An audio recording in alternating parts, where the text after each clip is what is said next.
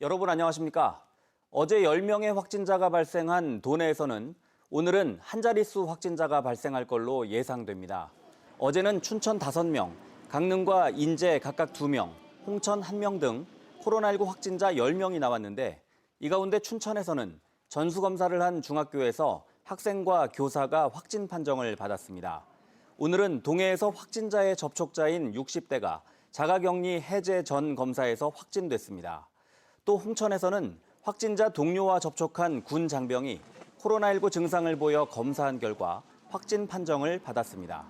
도내 확진자가 한 자릿수에 그친 건 지난달 27일 7명 이후 열흘 만입니다. 전염성이 높고 치료 방법도 없어 한 번 걸리면 과일나무에 큰 피해를 입히는 과수화상병이 지난달 영월에 이어 최근 원주에서도 발생했습니다. 강원 남부 지역에서 매년 확인되고 있는데 올해는 비가 많이 내려 감염과 확산 가능성이 더 높다고 합니다. 권기만 기자입니다.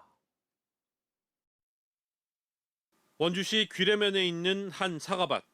나무를 뿌리째 뽑아내고 이를 석회와 섞어 땅에 묻는 작업이 한창입니다. 과수화상병 감염이 확인되면서 13년째 정성껏 갖고 온 사과나무 200여 그루가 하루아침에 모두 매몰 처리됐습니다.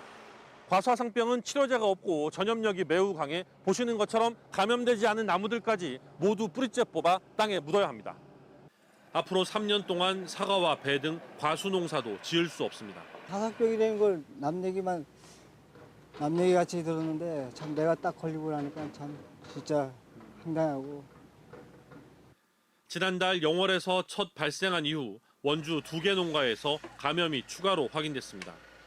도내에서는 지난 2018년 평창에서 처음 확인된 이후 원주와 영월 등 강원 남부 지역에서 매년 발생하고 있습니다. 특히 올해는 봄에 비가 많이 내려 감염 위험이 더욱 높은 상황입니다. 예년 대비해서 온도도 평균 한 1 내지 2도 정도 낮게 진행되면서 비도 오고 그러다 보니까는 세균들이 번식하기 좋은 조건이 이루어졌던 것 같습니다. 현재 농림축산검역본부에서 정확한 감염 경로를 조사하고 있는 가운데 같은 세균병인 가지검은 마른병까지 발생하면서 과수농가들의 긴장감이 고조되고 있습니다. 방역당국은 과수화상병으로 인한 피해를 최소화하기 위해 입마름 등 관련 현상이 관찰되면 즉시 시군농업기술센터에 신고해 줄 것을 당부했습니다. MBC 뉴스 권기만입니다.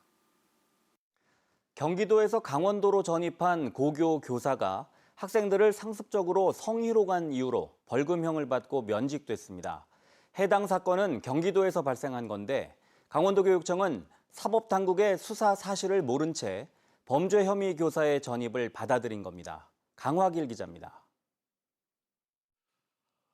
지난 5월 6일 여학생들에게 지속적으로 성희롱 발언을 한 강원도의 한 고등학교 교사에게 벌금 250만 원이 확정됐습니다.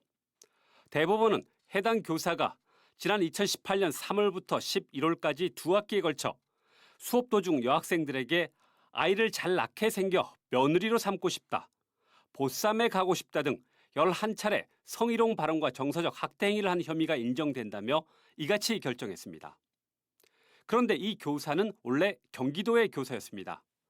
문제가 된 성희롱 사건도 당시 경기도 학교에서 발생했습니다. 하지만 이 교사는 지난 2019년 3월 아무런 제재도 없이 강원도로 학교를 옮겼습니다. 이 과정에서 강원도교육청은 이런 사실을 까맣게 몰랐습니다. 수사 상황에 대해서 알아야 되는데 그 기록은 저희가 모르는 거죠. 전입교사 명단과 함께 확인할 수 있는 인사기록 카드에 징계 사실이 없으면 전입을 막을 방법이 없는 겁니다. 강원도교육청은 전입 전 이미 사건화돼서 경기도교육청이 알고 있을 것으로 추정하지만 관련 사실을 알려주지 않으면 알아낼 방법이 없다고 덧붙였습니다. 결국 강원도교육청은 2019년 9월 검찰이 공무원 범죄 수사 처분 통보를 보낸 뒤에야 해당 교사의 범법 행위를 알 수 있었습니다. 강원도교육청은 해당 교사를 즉시 직위 해제했습니다. 그리고 빈자리는 기간제 교사로 대체했습니다. 이처럼 교사의 갑작스러운 공백과 교체로 인해 학생들만 피해를 입었습니다. 강원도교육청은 이번 일을 계기로 시도관 교사 교육 계획을 고칠 계획입니다. 사법기관의 수사를 받고 있거나 감사가 진행 중인 교사를 교류 명단에서 아예 제외시키는 겁니다. 시도 간 교원의 인사교류는 그 교원들의 생활 안정을 위해서 꼭 필요한 제도입니다. 하지만 검증이 이루어지지 않으면은 자칫 학생들에게 피해가 돌아가는 경우가 발생할 수가 있습니다. 강원도교육청은 범죄 연루자가 교단에 서지 못하도록 다른 시도교육청과 시도 간 교류 원칙을 빠른 시일에 새로 세우겠다고 밝혔습니다. MBC 뉴스 강화길입니다. 코로나19로 인한 영세 사업장들의 부담을 덜어주기 위한 강원도 사회보험료 지원 사업 2분기 신청이 내일 시작됩니다. 강원도는 사회보험 사각지대 해소를 위한 정부 두루누리 지원금이 중단된 근로자에게 사업자 부담분의 사회보험료를 최대 8만 원까지 지원하고 있습니다. 올해 1분기 접수에 이어 아직 사회보험료 지원을 받지 않는 신규 사업장을 대상으로 행정복지센터 방문이나 강원 일자리 정보망을 통해 신청받습니다. 강원형 공공 이불 빨래방 사업이 행정안전부의 지자체 협업 특별교부세 지원 사업에 선정돼 3억 원을 지원받게 됐습니다. 이에 따라 강원도는 공공 이불 빨래방 6곳을 추가 설치할 계획입니다. 코로나19로 대형 빨래를 하지 못하는 취약계층을 위한 강원형 공공 이불 빨래방은 6개 시군과 16개 기관이 협업해 복지 서비스 제공과 일자리 창출 등에서 높은 평가를 받았습니다.